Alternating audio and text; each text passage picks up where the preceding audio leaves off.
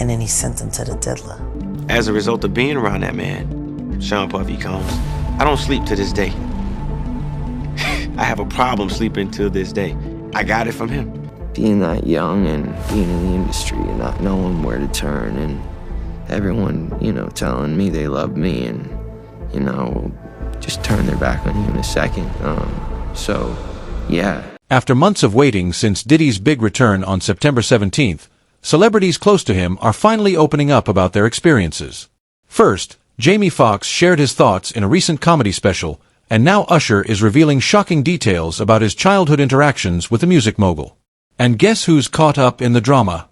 None other than Diddy's former protege, Justin Bieber. Now being in this big city, I don't know nobody. I don't know my way around. I don't know the culture, what this place is. I don't even know what the word culture meant at the time. And it was hard. There were a lot of things I seen and a lot of positions that I think I was put in where I had to make very, very tough decisions in my life about who I would be. I was 13 years old.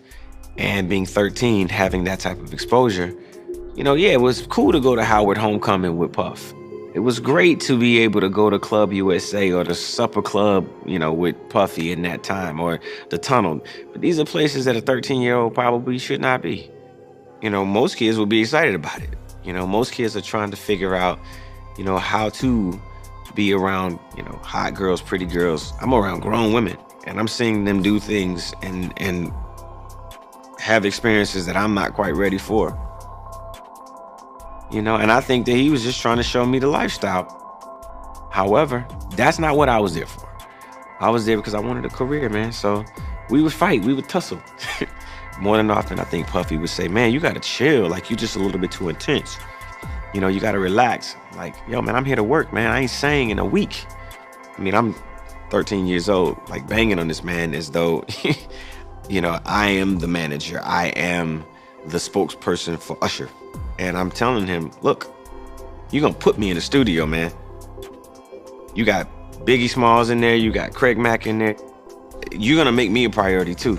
I'm not here to party with you. I don't wanna go to the clubs. Matter of fact, I'm too young to even be in here. Why you got me in clubs? I think as a kid, I realized, hey, look, that's not my ring. That's not my moment. That's not my bottle. That's not my drink. That's not my celebration. So I'm not here to celebrate. I wanted people to be excited about me the way that they were excited about him. I wanted my own success. Did you know Justin Bieber recently turned down performing at the Super Bowl halftime show with Usher? It's not just about schedules or creative decisions. The real reason goes back to 2008. That's when Usher introduced Justin to Diddy, and Diddy was doing everything he could to get close to the young pop star. How many kids and girls you think he's done these things to? How many underage, Yeah. Pat? I wouldn't put it past him, maybe 20. Maybe 20 or more. What? We're making up numbers at this point. I think when there's smoke, there's fire. They're going to find some stuff. I don't know the number. It could be 2. It could be 200. When a kid goes, like, for example, you watch... did you see the Justin Bieber interview with this one guy he did where he's crying? Yes. I don't know. Did you see that? He's talking about Haley, and he's like, he's bawling, Pat, because he doesn't want that to happen to her. This is the one where he says he was living in shame. If you find this clip, and he's interviewing this guy, and the guy, the way he's doing the interview makes him feel very comfortable. He's actually doing a great job I interviewing think I have him. it. This is it, where he's actually talking about Yeah. Billie Eilish, I believe. Billie Eilish, and that's when he starts. Yeah, my bad. I want her to know that, she can count on me, but at the end of the day, I'm never going to force myself to be in a relationship with her. It has to be natural, right? So I just kind of, let her do her thing, and if she ever needs me, I'm going to be here for her. But yeah, just protecting those moments, because people take for granted encounters, and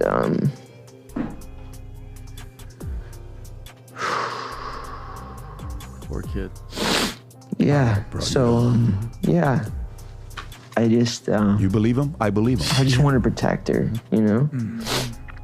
I don't want her to lose it. I don't want her to, go through anything I went through. I don't wish that upon anybody. Through anything that I went through. Yeah, if she ever needs me, Can't even look at the camera. I'm just a call away. Okay. Let's play along with this and go through the sequencing together. Let's say everything we believe that happened that Diddy did to him when he says, I have him in custody for the next 48 hours. And we're doing some things that we can't really be talking about to everybody, right? And he's 15 years old. Okay. And then the next time Diddy runs into him, he says, hey, how come you haven't called me lately? You don't call me back. And he says, well, I've just been busy, but my number changed. I don't have your new number. You can tell Bieber is scared. He's nervous. And then it goes to a couple months ago when Diddy pulls up to Bieber, Rob. I don't know if you have this clip where he's touching his chest to see if he's wired or not. Patting him, he's going like this to if he's wired or not. And you can tell Bieber's looking down. He's trying to tell him. But you know how he's looking at him? He's looking at him as a defeated man, because here's a grown man in his 30s doing something to a 15-year-old boy.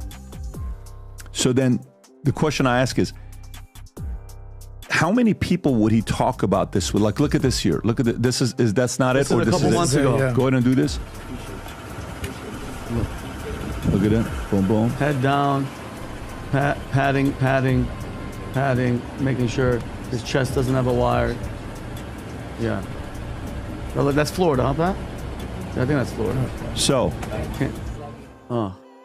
if this happens to someone's kid and you know about it, what do you do about it? Meaning, if I knew that this happened... If say Justin's your son, you find out this happened to your son, what do you do about it? And it's a factual thing. He tells you. What do you do about it?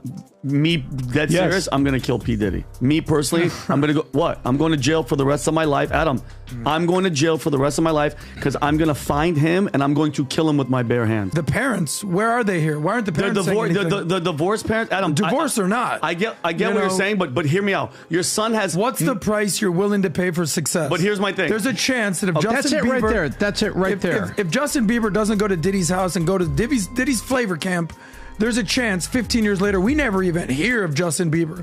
So now he's worth hundreds of millions of dollars. He's one of the biggest music stars in the world, and we don't even know what happened at Diddy's place. Usher discovered. Hold on a second. Justin Bieber in Canada would sit there, play the guitar, and sing in the middle of the street like those street performers. And Usher found him, and then Usher, it's almost like a grooming circle. Usher brings him allegedly. I said it's almost like a grooming session where he brings him back to the guy that allegedly groomed him. The term buttering up circle, which has been gaining attention lately, reportedly began when Diddy signed 13-year-old Usher to his record label. Usher eventually rose to fame and later mentored Justin Bieber. Through this connection, Diddy allegedly got Justin alone for 48 hours. Usher has since shared some unsettling details about these events, especially about the so-called flavor camp Diddy hosted for teens at his home. Before he met Diddy, Usher was a kid who believed he was destined to be great. I want to have a name for myself. It was his dream. If I don't believe it, nobody else would. When he was only 13, the world started believing in his talent.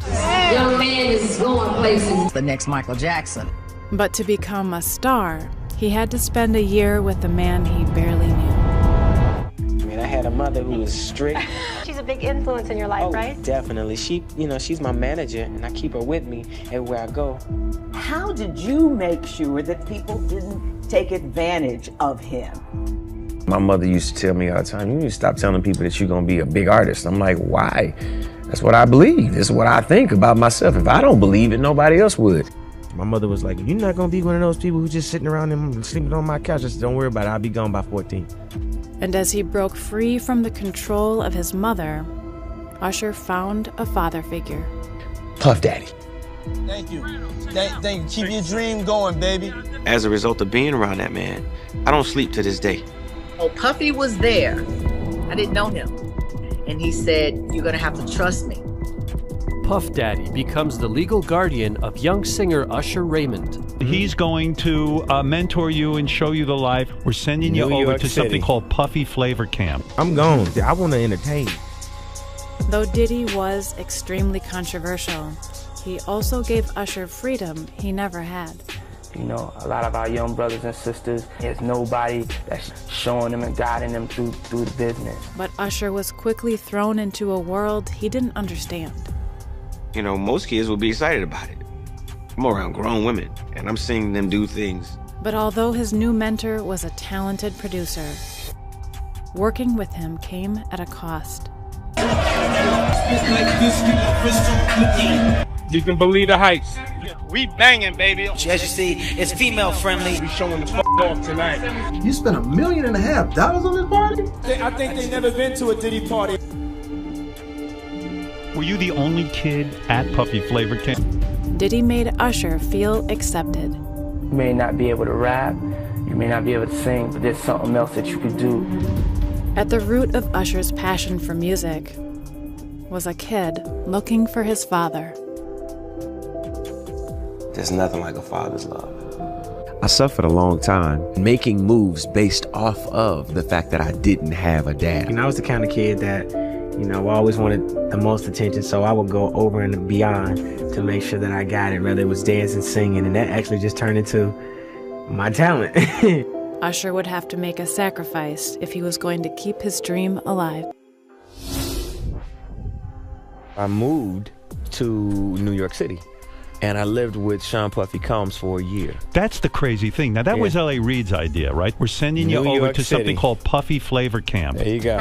To learn Flavor Camp? Yeah, Flavor that's Camp. what it was called. And you're going to go to Puff Daddy's. He's going In the 90s, do you understand what that's like? Puffy's place was like just filled with chicks and orgying like nonstop, right? No, not really. Come on. But hey, it was curious. I got a chance to see some things. Yeah, but you were 13. What were you seeing? I went there to see the lifestyle. Right. And I saw it. And it was but I don't know if I could indulge and understand what I was even looking at. It was pretty wild. So nobody tried to, some woman didn't come along. I didn't say that. Okay. I didn't say that. What I did say is that there were very curious things taking place. Uh-huh. And I didn't necessarily understand it. Uh-huh. Biggie Smalls was there. Biggie Smalls was there. Lil' Kim, Craig Mack.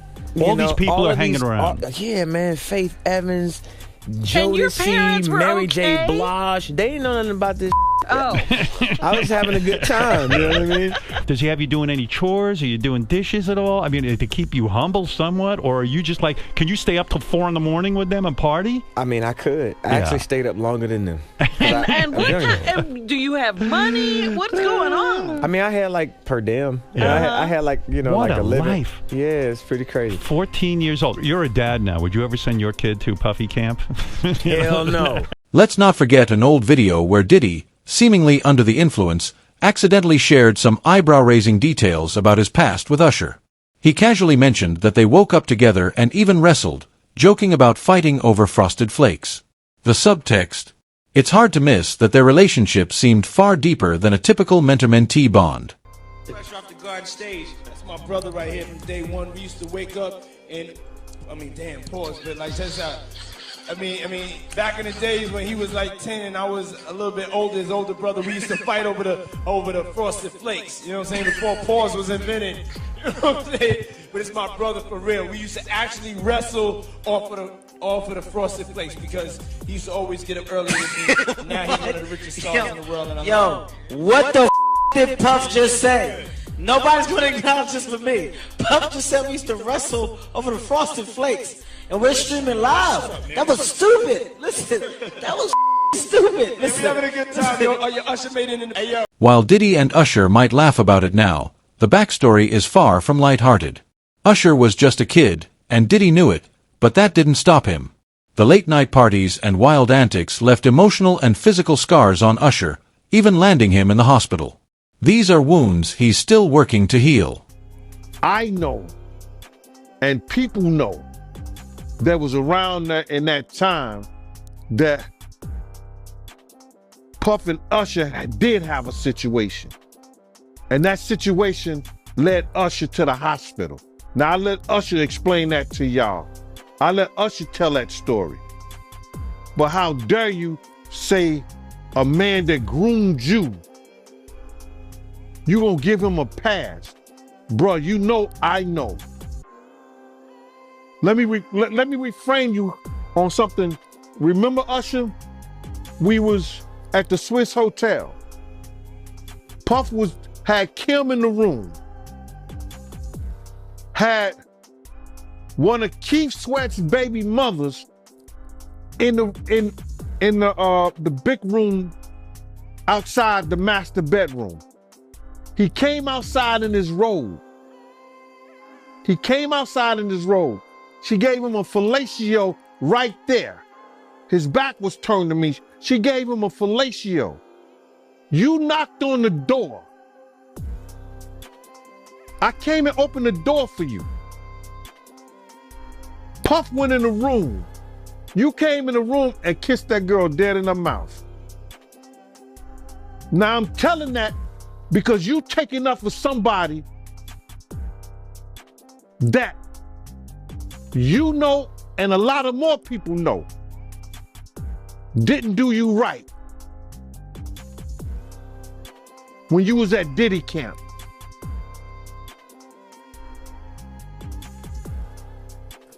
Y'all put it together. And what you mean by Diddy camp? Remember? He was on one of the talk shows. The white guy with the curly hair. What's his name? The white guy with the curly hair. And he said, yo, would you send your son to Diddy camp? And Usher said, no. Ask him why he won't send him to Diddy camp. But yet and still you praise him. Damn, man, and you said that, I know you can't go into detail, but you said that it was a situation where Diddy sent him to the hospital? Let Usher explain that to you. Let Usher mama explain that to you. And the hospital was in Scarsdale, New York. Even Jaguar Wright has spoken out about this twisted buttering up circle. She claims that while Usher was once a target of Diddy's advances, he later became a similar figure, pulling Justin Bieber into the same troubling dynamic. Wright also shared her thoughts on why Justin really turned down performing at the Super Bowl with Usher. Here's what she had to say. I'm tired of Usher. I wish somebody would come out and just like sue him. Like, we need Usher sued. No, we do. We need a victim to come out and be honest about him. Because what I'm realizing is that he's gonna fake the funk into the victim, man. He's just gonna keep on sucking the devil's. And I don't know, like with a baby, that pacifier, sometimes you gotta pull it out. You know what I'm saying? And take it away, right? When the baby's used to sucking on the pacifier. That motherfucker gonna keep sucking on that shit until you do what? Till you take it out the mouth. Now it's gonna scream and holler, but eventually it will get used to the fact that his mouth is no longer full with that object. And that it's time to just, learn how to live without it. He's been sucking on Diddy's a long time. It's time for him to learn how to make this thing happen without the devil's in his mouth or ass. You don't think if he sued, he'll just Lil Woody the situation and I don't recall? I don't recall. No, because I think if a victim comes out against Usher, it'll show how egregious this is. Because if he can be a predator, then anybody can be a predator. Can't smile on your face the whole time. You feel what I'm saying? Like, people look at Usher, they don't see that. They're not seeing the victim. They're not seeing that boy that got rushed to the hospital. They're not seeing what the intentions was in his heart when he took Justin Bieber there. Oh. Let's be honest. He took Justin Bieber there. Diddy had been trying to get to Bieber for a minute. And his management was backing him off. But it wasn't until Usher took over management and had guardianship and gave temporary guardianship to the diddler for 48 hours. Think about that. He had already been to the hospital. That situation that Gene was talking about. And you still took Bieber there. But you got custody of him first. Diddy had already tried. They wouldn't let him. Actually, someone made reference to the fact that Diddy trying to get at Bieber the way he was trying to get at Bieber was looking a little predatory. And then Usher came in and discovered it and managed him and got custody of him and promised to look after him. And then he sent him to the diddler. Does that sound like a good guy? Horrible. Does that sound like a good guy? Now that we know what Diddy's really like, what kind of asshole do you gotta be to take another boy, another talented boy, and put him in your place so it ain't gotta be you no more? Because that's what do. They get victims, and then once they get to a certain age and they get too old for them to enjoy them, they send them out to go get other young kids. Now, if Usher is a procurer, and if Usher knew what was going to happen to any of those young children that he took to the Flavor Freak off, is he a good guy? Especially considering what happened to him, especially considering that he sat Howard Stern, and Howard Stern said, would you send your kids to Puffy's Flavor Camp? And his immediate response was, hell no! So it's good enough for everybody else's kids, but it's not good enough for yours. Yours are just good enough to die in Lake Lanier with no real investigation. Got it? Like, these aren't good people! All right, Jeff. He's not good! He's a And the simple fact that Justin Bieber literally made a public statement and said, Usher asked me to do the Super Bowl with him and I turned it down. Why would he turn it down? Who turns down the Super Bowl? Justin Bieber managed to break free from this toxic cycle, but not without lasting consequences. The trauma he experienced led him to substance use as a way to cope during his teenage years, taking a heavy toll on his life. He's since opened up about those struggles, giving a raw and honest look into his fight to overcome the darker side of the music industry. It was hard for me being that young and being in the industry and not knowing where to turn, and everyone, telling me they love me and, just turn their back on you in a second. So yeah, it's hard because I want her to know that, she can count on me, but at the end of the day, I'm never gonna force myself to be in a relationship with her. It has to be natural, right? So I just kind of, let her do her thing, and if she ever needs me, I'm gonna be here for her. But yeah, just protecting those moments because people take for granted encounters and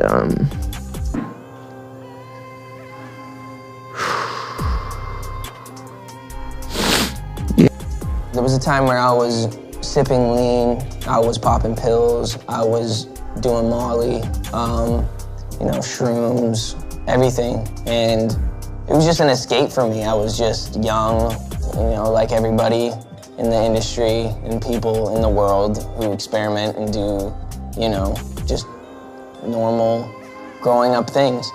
But my experience was in front of cameras, and I had a different level of exposure and people, and I had a lot of money and a lot of things. So then you have all these people around me just kind of hanging on, wanting stuff from me, knowing that I was living this lifestyle that they also wanted to live. While Diddy is being cast as today's villain, it's important to consider that he might have been a victim himself.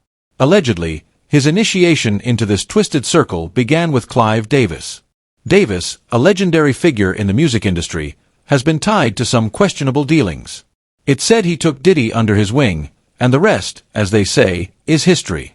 We're going to be talking about a controversial man who has caused a lot of chaos in the music industry. His name is Clive Davis, and a lot of you have requested that I take a deep dive into what he's been accused of. Now, Clive Davis is an American record producer and music executive. He's an older man. He was born in the 30s, actually 1932. Clive has had a significant impact on the music industry, having worked with numerous iconic artists and being responsible for signing many landmark musicians. He's won 5 Grammys. He's been inducted into the Rock and Roll Hall of Fame, so he's been around. In 2013, Clive actually came out as at this point, he was 80 years old, and he revealed this in his memoir. And there's not a lot of people in 2013 who's just really coming out, and then we've got this 80-year-old guy who's been around a ton of musicians who now announces he's been in a long-term relationship with a man, which I'm all about. In your book, you reveal that you were. Why did you wait so long, Clive, to make that public? I was only turning to after my second marriage failed. When the marriage failed in the mid-'80s, I opened myself up to the possibility that I could have a relationship with a man, as well as the two that I had with a woman. Now, there's a connection between Diddy and Clive. Back when Diddy was young, he was a vodka promoter. He really didn't have much of a career happening, but he wanted to start a record label. When he met Clive, Clive was rather established, so he was 23 and able to convince Clive to take hip-hop seriously, and Clive actually funded him and helped Diddy build Bad Boys. It's actually speculated that Diddy and Clive were in a relationship based on how quickly Diddy's record label Bad Boys became successful.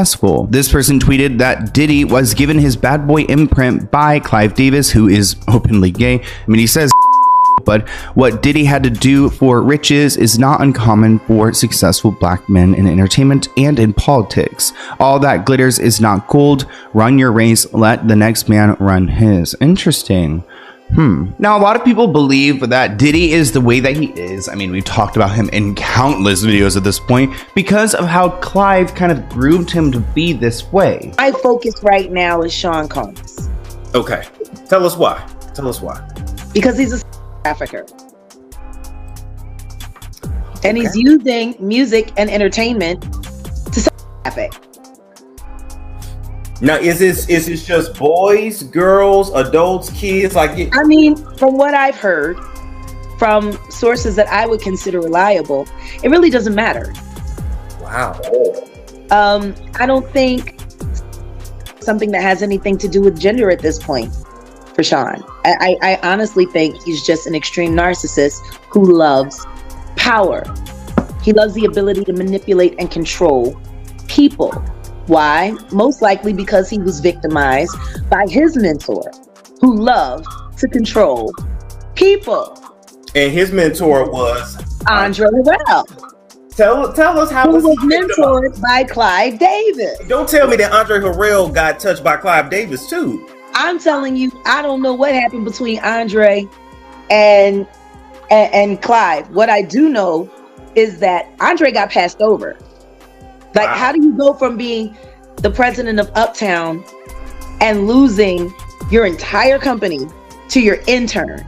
So really what she's saying is that Diddy was Clive's favorite, and that's why he was immediately put onto this pedestal at a young age, really no experience, and now he's running everything. Now Diddy has honored Clive throughout the years, so they still maintain a decent relationship. In 2019 at the Grammys, he was quoted saying that Clive Davis and Arista Records gave him a chance when he was starting Bad Boy Records. He was one of the first industry executives to really believe in him and Diddy, and he's forever grateful for Clive. Bad Boy Entertainment.